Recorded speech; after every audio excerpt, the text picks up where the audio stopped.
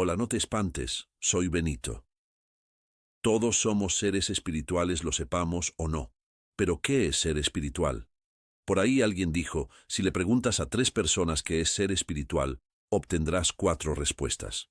Eso como broma, viendo la dificultad que hay para definir lo que es espiritual. Y en eso, cada uno tiene su propia idea. Habrá quien piense que visitando Tierra Santa será más espiritual que otra persona que está sentada en una asana tratando de meditar. Otra pensara que rezando con rosario en manos era más espiritual, en fin. Por otro lado, todo el tiempo estamos buscando algo. Buscamos un carro nuevo, una mejor casa, una novia o novio, acabar una carrera, hacer un viaje, etc. La pregunta que surge es, después de haber logrado o conseguido lo que buscabas, ¿cuánto tiempo dura la satisfacción de haberlo logrado? En este video te haré una propuesta. No es un requisito, pero sí es una llamada de atención, y si bien la puedes tomar como una advertencia, trata de ver la profundidad de dicha sugerencia. Antes de tener una búsqueda espiritual es bueno tener una vida balanceada. La cuestión es, ¿y cómo lo logro? Para tener una vida equilibrada, es bueno tomar en cuenta varios aspectos. Número 1. Mental, qué y cómo estoy pensando. 2. Emocional, qué y cómo estoy sintiendo. 3. Físico, cuerpo, cómo me llevo y trato mi cuerpo. 4. Social, cómo me llevo con los demás. 5. Económico, cómo me llevo con el dinero. 6. Espiritual. Independientemente de que creas o no en Dios, en seres divinos como vírgenes y santos, o en un poder supremo, e incluso creer en seres extraterrestres, y aunque no seas creyente, la pregunta básica y fundamental en este campo es, ¿cómo me llevo conmigo mismo?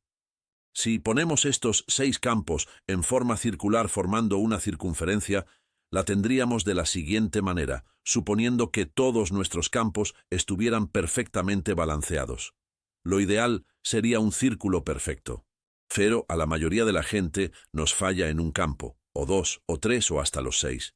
Son campos sumamente profundos, y mi invitación es que si tienes algún campo dañado, pero muy dañado, atiende dicho o dichos campos, y luego empieza tu búsqueda espiritual. Ahora bien, es bueno tener en cuenta que a nadie, pero absolutamente a nadie, le interesa saber cómo están denivelados tus campos. Pero la mayoría de la gente está metida en el rollo de comprobarle al mundo y su gente que todos nuestros campos están perfectamente balanceados y nos valemos del Facebook y demás redes sociales para comprobarlo. Y se nos olvida que en el Face la mayoría de nuestras amistades nos conocen. Vamos a ver un campo como ejemplo, el campo económico. Ok, te pregunto. ¿Qué tanto dinero consideras tener para que el campo económico esté balanceado? Te platico, yo pasé casi 20 años en una compañía, Lehigh Heidelberg Cement. Empezando desde abajo, pico, pala, carretilla, pasando por engrasador, auxiliar de mecánico, empacador y chofer. Pero siempre tuve en claro lo que yo quería, dónde y cómo quería estar. Y ahora estoy donde hace más de 20 años planeamos estar. Y sí, dije planeamos, porque no lo planeé solo, ni lo hice solo. Lehigh Heidelberg Cement. Es una corporación con varios inversionistas, los cuales cuentan con enormes fortunas.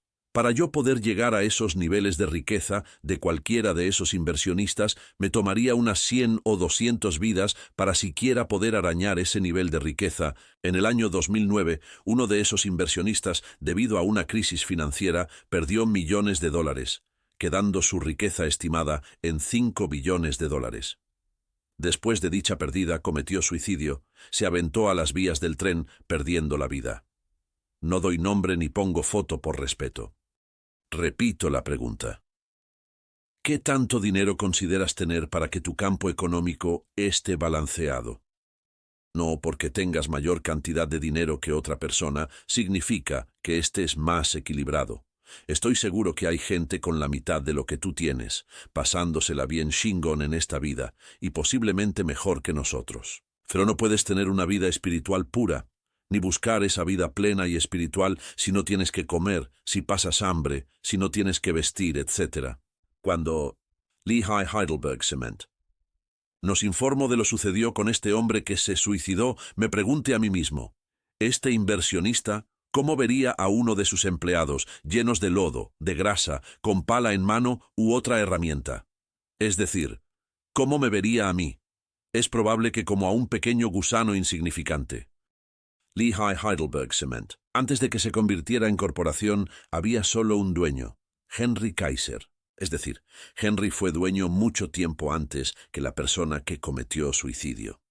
Henry Kaiser, su principal negocio era la fabricación de barcos, y por azares del destino entró al negocio del cemento, estableciendo la compañía de cemento en Cupertino, California, la cual proveyó al área de la bahía mejor conocida como The Silicon Valley, con el 75% o más de todo el cemento que se utilizó en esta área, para banquetas, carreteras, escuelas y enormes compañías y corporaciones, entre ellos Google, Apple, Facebook, Adobe y una infinidad de compañías. Un día Henry Kaiser, con rumbo a su oficina en Cupertino, California, antes de cruzar la entrada principal, vio a un grupo de trabajadores, detuvo su auto y los empezó a observar.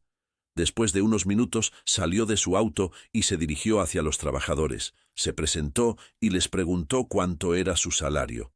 Acto seguido, en ese mismo instante, les dio un aumento. Y después pasó a retirarse, dejando a sus trabajadores con unos cuantos dólares más en el bolsillo.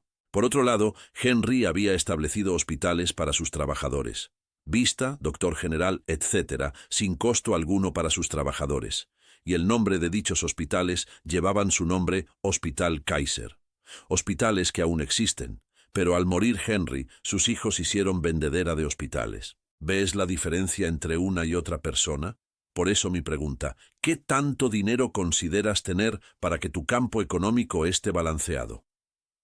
En otras palabras, ¿qué tanto dinero consideras tener para ser libre? Ahora entremos al campo mental.